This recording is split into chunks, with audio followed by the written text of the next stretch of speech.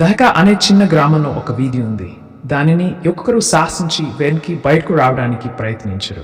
ఆ వీధి గురించి ఎవరికి పూర్తిగా తెలియదు, కానీ ఎవరి మట్టుకు వారు ఏదో రకమైన భయాన్ని అనుభవిస్తారు. ఆ వీధిలో అడుగుపెట్టిన ప్రతి వ్యక్తి ఏదో గుప్తమైన శబ్దాలు వింటారు. కంటికి కనిపించని ఆకారాలు కనిపిస్తాయి.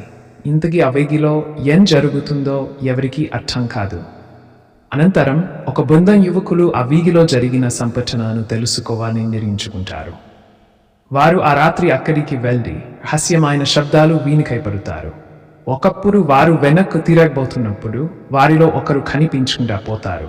మిగతా వారు ఆ వ్యక్తిని వెతకడానికి ప్రయత్నిస్తారు, కానీ అతని జారెక్కడా కనిపించదు. ఇంకా ఆ వీధిలో రాత్రిళ్ళు జరిగే పరిణామాలు, వాటి వెనుక దాగున్న రహస్యాలు తెలుసుకోవడం కోసం వారు ఆ వీధిలో ఇంకా 10 అడుగులు వేస్తారు. అక్కడ ఒక పాత్ శిథిలమైన ఇల్లు కనబడుతుంది.